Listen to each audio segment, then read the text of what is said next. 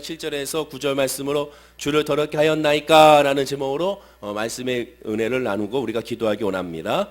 어제 말씀을 통하여 하나님은 이스라엘 백성들에게 내 이름을 멸시하였다라고 말씀하셨습니다. 그리하여 하나님께서는 그 이름을 멸시하는 것이 어떤 의미인지를 우리에게 하나하나 말씀해 주시게 되죠. 자, 그렇다면 오늘 본문 말씀은 하나님을 멸시하는 것의 구체적인 행함이 무엇이었는지를 하나하나 하나님께서는 그들에게 말씀해 주고 있게 됩니다. 그것이 바로 오늘 본문 말씀 7절과 9절의 말씀이 되죠.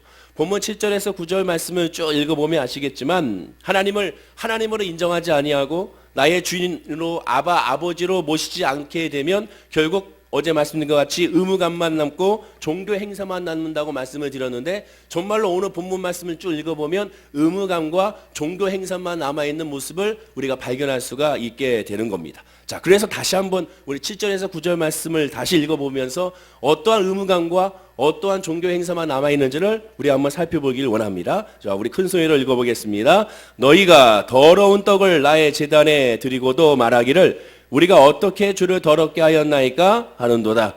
이는 너희가 여호와의 식탁을 경멸히 여길 것이라 말하기 때문이라.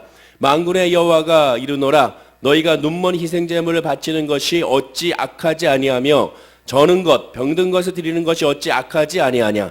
이제 그것을 너희 총독에게 드려보라. 그가 너를 기뻐하겠으며 너를 받아주겠느냐. 만군의 여호와가 이르노라. 너희는 나 하나님께 은혜를 구하면서 우리를 불쌍히 여기소서 하여 보라. 너희가 이같이 행하였으니 내가 너희 중 하나인들 받겠느냐. 보시면 알겠지만 분명히 하나님에 대한 믿음과 말씀과 성령에 충만한 예배와 경배, 아버지를 인정하지 아니하고 또 하나님을 모시지 않았을 때 결국 의무감과 종교 행사로 남고 그 결과가 바로 오늘 본문에 이른 것을 우리가 확인할 수가 있게 되는 겁니다. 이 말라기 당시에 이스라엘의 종교적 상황이 얼마나 타락했는지 오늘 본문을 통하여 보면 이 제사장들은 희생제물마저도 저는 것, 또 병든 것으로 드린 것을 우리가 확인할 수가 있게 되는 것입니다. 공동번역의 성경의 6절의 어제 말씀과 같이 너희 사제라는 것들은 내 이름을 함부로 부르고 있다라고 말씀하는 그 이유를 바로 오늘 본문 7절에서 9절 말씀을 통하여 우리가 정확하게 알 수가 있게 되는 겁니다. 자, 그렇다면 구체적으로 이스라엘 백성들이 어떻게 하나님을 더럽게 하는지를 한번 살펴보겠습니다. 첫 번째 보면 율법에 규정된 제물의 종류와 숫자만 채워서 형식적으로 드린 것을 보게 되는 것이죠. 겉보기에 그 외형만, 그 외관만 갖춰서 하나님께 올려드리게 된 것입니다. 두 번째는 일반 백성이 바친 제물 중에는 분명히 정상적인 일반 백성들 가운데는 일반 성도들 가운데는 분명히 하나님의 율법을 그대로 지켜서 흠이 없는 것을 분명히 갖다 하나님께 드리게 될 것입니다. 자, 그런데 제사장들은 그 중에서 좋은 것들은 자기들이 빼돌리고 그리고 저른 것 병든 것으로 다시 바꿔치기 하는 모습을 이 제사장들이 하고 있었음을 성경은 말씀해주고 있게 되는 거죠. 그리고 세 번째로 그러면서도 자기들은 선민이라고 생각하고 율법대로 제사를 드렸으니 하나님께 복을 받아야 한다고 기대를 하게 된 겁니다. 이들이 지금 이 말라기서에서 의심하고 하나님께 불평한 이유가 뭡니까? 열심히 하나님께 희생제사를 드리고 열심히 하나님을 예배하고 예루살렘의 성전과 성벽을 건축하는데 앞장섰는데 왜 우리에게 물질적으로 복을 주지 아니하고 경제적으로 혜택을 주지 아니하고 왜 삶 가운데 부유롭지 않냐고 하나님 앞에 원망과 탄식하고 있지 않았습니까? 그래서 첫날에 그렇기 때문에 그들은 너무나도 힘들기 때문에 하나님 앞에 다 모든 것을 다 원망과 불평으로 나온 것을 우리가 확인하게 되는 것이죠. 제사장부터 시작하여 주의종부터 시작하여 일반 백성이 이르기까지 모두가 다 하나님 앞에 원망과 불평과 탄식하고 있는 것을 확인할 수가 있게 되는 겁니다. 그들은 하나님께 예배를 드렸으니 복을 받아야 한다라고 생각하게 된 것이죠. 네 번째는 희생제사를 아무리 드려도 설령 율법대로 정확하게 드려도 자기들의 삶에 여호와의 어떠한 권능도 나타나지 않자 아예 이제 복받기를 포기한 상태가 그들에게 있게 됩니다. 즉 예배를 드려도 하나님께 기도를 해도 하나님에 대한 응답에 대한 기대감은 하나도 없다라는 거죠. 예배하러 나왔으면 하나님의 말씀을 사모하고 무슨 말씀을 주실지 어떠한 말씀으로 살아갈지 나에게 어떤 은혜를 주실지를 기대해야 되는데 기대감이 전혀 없습니다. 기도를 하면 반드시 응답인 걸 믿어야 되는데 그 기도를 하면서도 응답에 대해서는 생각이 아무것도 없는 거죠. 단지 그 시간만 지키는 거고 그 시간에 그냥 기도하라니까 기도하는 거고 말씀 읽으라니까 말씀 읽는 거고 희생제물을 드리라니까 그냥 희생제물을 드리는 겁니다. 거기에 어떠한 감동도 없고 어떠한 소망도 없고 어떤 거기에 고백도 없는 것을 보게 되는 것이죠. 아예 그냥 포기한 상태, 종교적인 행사만 그 안에 고스란히 남아 있게 되는 겁니다. 다섯 번째로, 그래서 성전에선 여호와 하나님과는 전혀 상관없이 제사장들이 일반인 상대로 제물을 받고 복만 빌어주는 그냥 종교적 행사를 하게 되죠. 자, 그렇게 되면 여호와 하나님 앞에서 어제 말씀드린 코람데오의 신앙이 없으니까, 면절 앞에서의 신앙이 없으니까 그냥 제사장들이 자기들이 좋은 것을 취하기 위하여 복을 빌어주기 위해서, 더 큰 복을 빌어주기 위해서 돈을 더 받고 제물을 더 받고 하는 장사를 그들이 하기 시작한 것입니다. 여섯째, 이런 상태인데도 아무런 죄책감을 느끼지 못하고 회개를 촉구하는 선지자의 말씀에 귀를 닫아버리게 된 것이죠. 잘못됐다, 그렇게 하면 안 된다, 하나님께 회개해야 한다, 그런 말을 들어도 절대로 감동이 없는 겁니다. 부딪힘이 없는 거죠. 본인이 하고 있는 예배, 본인이 하고 있는 기도, 본인이 하고 있는 헌신이 잘하고 있다고 착각하고 있는 겁니다. 제사장이 아무리 하나님 앞에 기도 간구했지만 하나님의 말씀이 선지자를 통하여 들어왔는데 불구하고 아닙니다, 아닙니다, 아닙니다, 그들은 아예 귀를 닫아버린 것을 보게 되는 것이죠. 깨닫지 못하게 된 겁니다. 그리고 일곱 번째, 바친 제물을 부정한 수단으로 계속 취득하면서 경제적인 이익을 계속 구가하고 있었던 것을 확인할 수가 있게 되는 겁니다. 하나님의 성령의 은혜가 임하면, 말씀의 은혜가 임하면, 예배의 은혜, 기도의 은혜, 찬양의 은혜가 임하면 제물로 바친 소득이 전부 하나님께 받은 것을 깨닫게 됩니다. 즉 나의 나된 것은 내가 아니요 하나님의 은혜임을 깨닫게 됩니다. 내가 아무리 열심히 공부해서 내가 최선을 다하여 시험에 합격했어도, 내가 열심히 노력했어도 그 노력하는 곳에 하나님의 은혜가 있고 하나님의 역사가 있었음을 깨닫게 되는 거죠. 하나님의 돌보심을 깨닫게 되어 하나님 앞에 엎드리게 되고 감사하게 되고 찬양하게 되는 겁니다. 오직 모든 것은 하나님의 은혜임을 진정한 믿음과 감사로, 그래서 어떻게 됩니까? 가장 좋은 것을 시키지 않아도, 굳이 율법에 규정되어 있지 않아도 가장 좋은 것을 하나님께 드리게 되고 하나님께 감사하게 되고 하나님께 시간을 드리게 되고 하나님 앞에 헌신하게 되고 하나님 앞에 고백하게 되는 겁니다. 은혜 안에가 있게 되면 이거는 자동적으로 이어지게 되는 거죠. 즉 하나님이 주인이심을 알면 좋은 것을 하나님께 드리게 되는 겁니다. 그러나 자신의 힘으로 스스로 그러한 소득을 얻었다고 생각하게 되면 당연히 자기가 가장 좋은 것을 가지고 난 후에 종교적 의무감이나 하나님의 벌이 두려워 형식적으로 바치게 되는 거죠. 11조도 마찬가지입니다. 하나님께서 하나님께 주신 은혜라고 생각하고 소득이라고 생각하면 먼저 11조를 하나님께 떼서 하나님께 드리게 되는 거죠. 이것저것 다 하고 나서 나머지를 가지고 하나님께 드리는 것이 아닙니다. 먼저 믿음으로 하나님께 감사함으로 말미암아 지금 내 삶 가운데 당장 돈 나갈 때가 많고 여기저기 메꿔야 될 때가 많다 할지라도 이것도 하나님의 은혜요 하나님의 섭리라는 것을 깨달아 먼저 하나님께 11조를 뗀 후 그 다음에 나머지 모든 것을 행하게 되는 것입니다. 믿음의 우선순위가 어딘지를 깨닫게 되는 거죠. 하나님은 이러한 제사장들의 모습에 한탄하시면서 말라기 1장 10절에 이렇게 말씀합니다. 우리 다 함께 화면과 함께 읽어보겠습니다. 만군의 여호와가 이르노라, 너희가 내 제단 위에 헛되이 불사르지 못하게 하기 위하여 너희 중에 성전물을 다룰 자가 있었으면 좋겠도다. 내가 너희를 기뻐하지 아니하며 너희가 손으로 드린 것에 받지도 아니하리라. 하나님이 기뻐하지 않는다고 말씀하고 있죠. 왜 하나님이 기뻐하지 않습니까? 하나님은 마음의 중심을 보시기 때문에 그렇지 않습니까? 정말로 이 말씀대로 이때부터 시작하여 말라기 선지자가 마지막으로 이때부터 시작하여 400년 동안 예수님이 이 땅에 오시기 전까지 400년 동안 하나님은 아무런 말씀과 메시지를 하나님의 사람 선지자를 통하여 보내주지 않았습니다. 한마디로 침묵의 기간을 400년 동안 하나님께서 하고 계신 것을 보게 되는 것이죠. 나아가 하나님은 너무나도 찔리는 말씀을 오늘 본문에 우리에게 해주고 계십니다. 그것이 바로 본문 8절이죠. 우리 8절 말씀도 다 함께 읽어보겠습니다. 만군의 여호와가 이르노라, 너희가 눈먼 희생제물을 바치는 것이 어찌 악하지 아니하며 저는 것 병든 것을 드리는 것이 어찌 악하지 아니하냐. 이제 그것을 너희 총독에게 드려오라. 그가 너를 기뻐하겠으며 너를 받아 주겠느냐. 이제 그것을 너희 총독에게 드려보라. 야, 이것이 무엇이라고 말씀합니까? 그것을 저는 것, 병든 것, 안 좋은 것을 너희 총독에게 드려보라. 그가 너희를 기뻐하겠으며 너를 받아주겠느냐. 상식적인 말씀이죠. 가장 상식적인 말씀을 하고 있죠.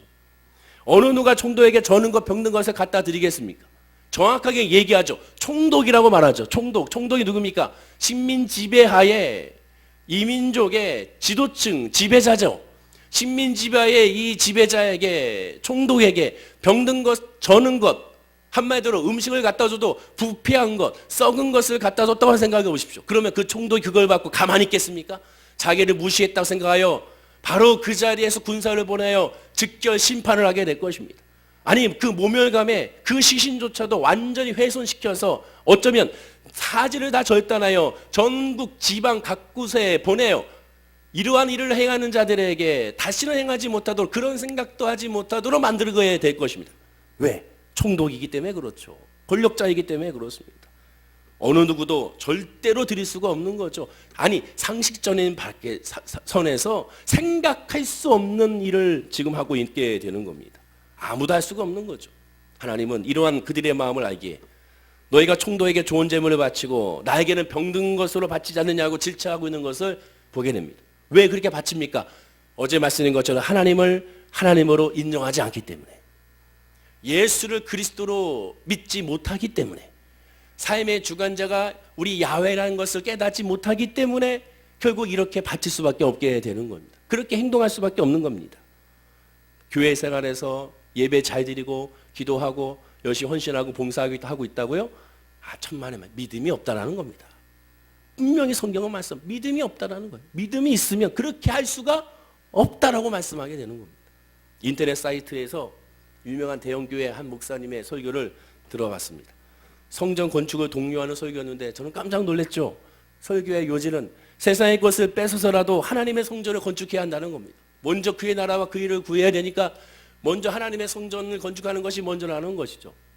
그러면서 말하기를 빚을 내서라도 하나님께 먼저 드려야 한다는 겁니다. 11조의 10분의 1은 기본이지, 그것은 기본이지, 그 이상 드려야 한다는 것, 10분의 2, 10분의 3 이상 드리는 것이 성도의 본분이라고 말씀을 하시더라고요.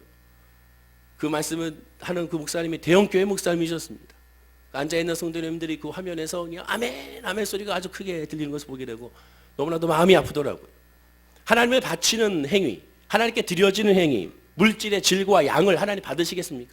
하나님 받는 것은 그것을 받는 것이 아니지 않습니까? 그 마음의 중심이죠.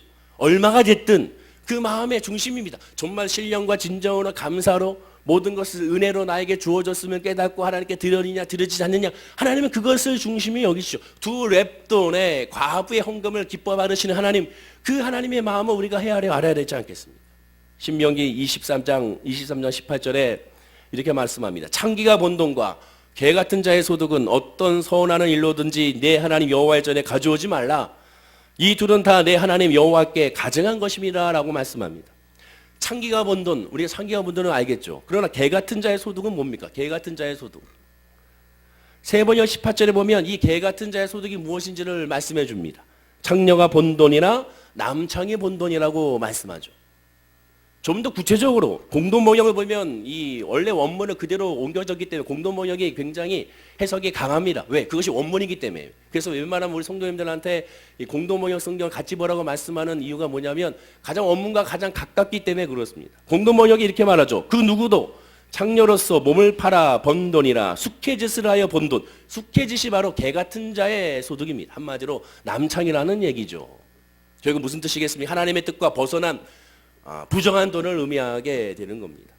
영적으로도 간음한 돈이라고도 말할 수가 있게 되는, 육적인 간음뿐만 아니라 영적인 간음도 말하게 되는 겁니다.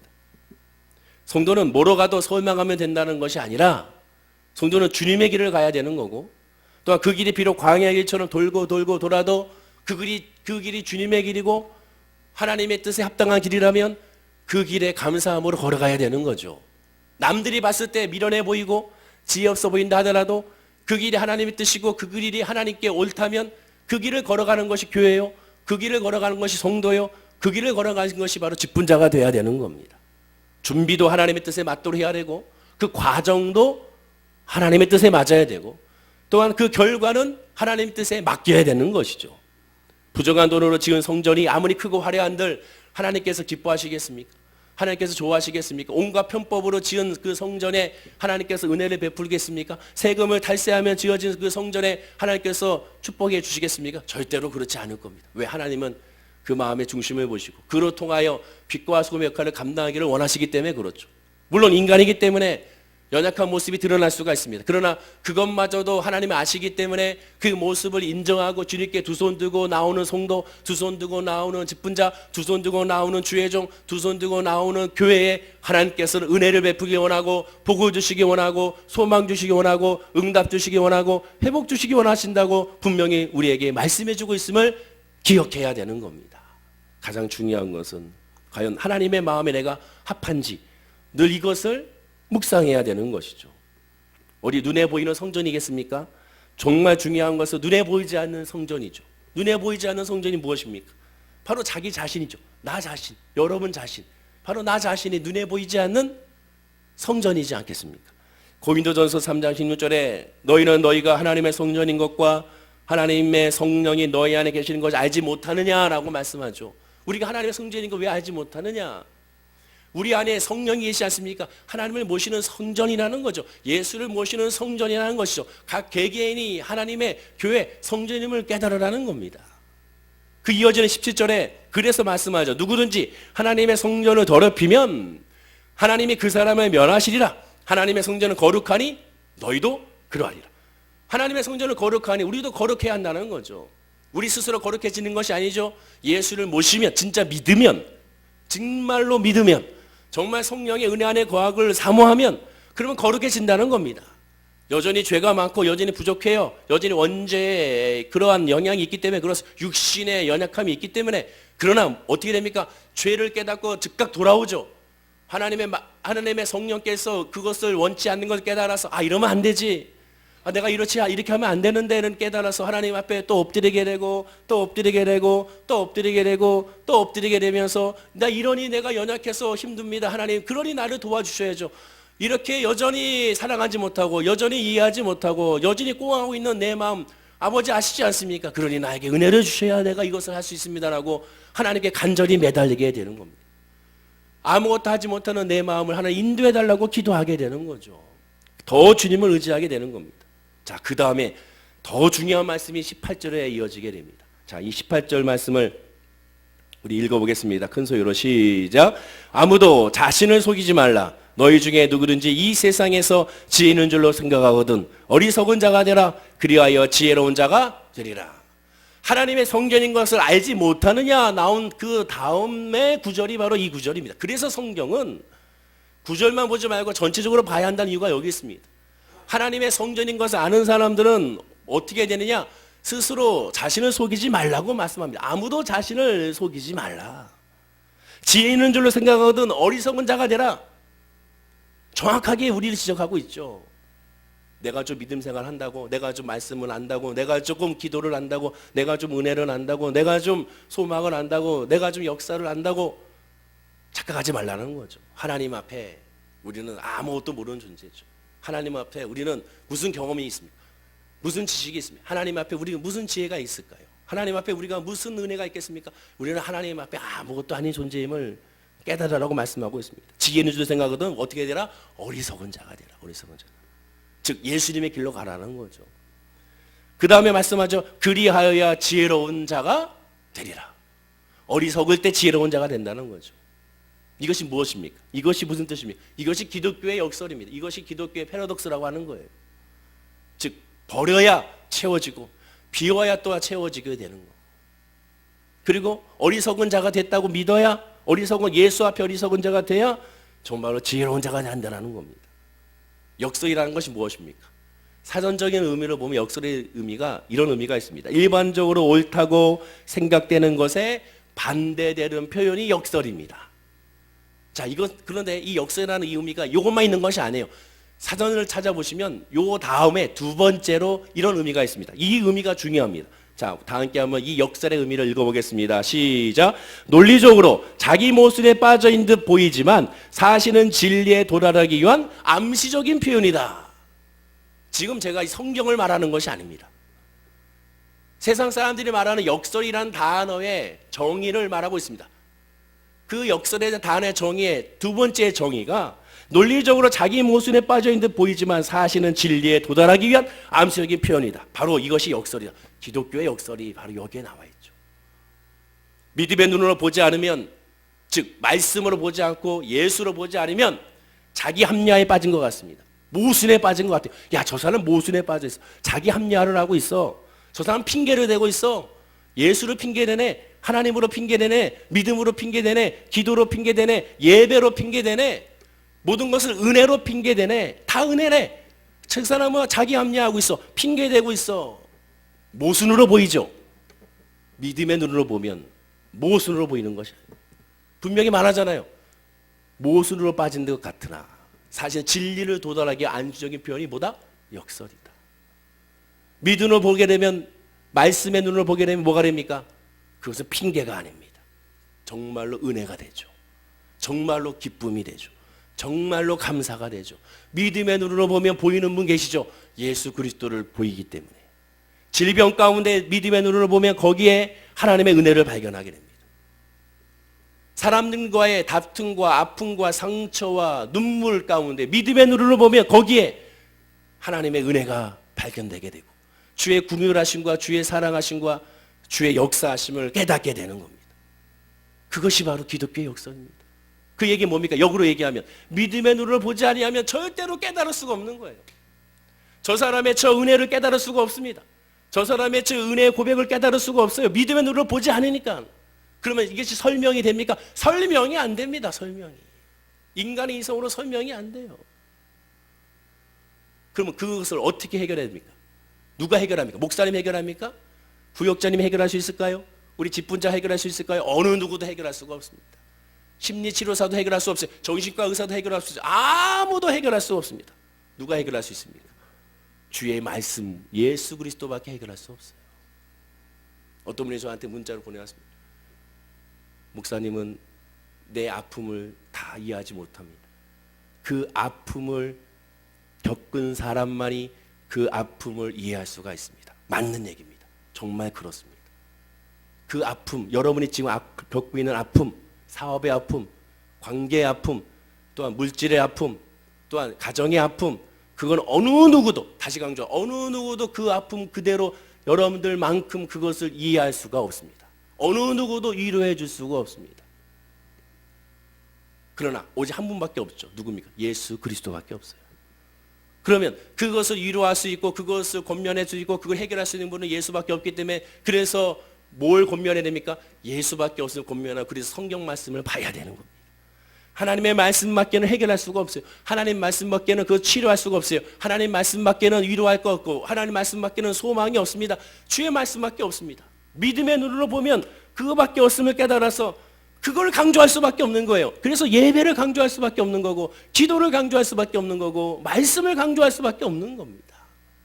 근데 믿음의 눈으로 보지 않으면 결국 그것을 깨달을 수 없게 되죠.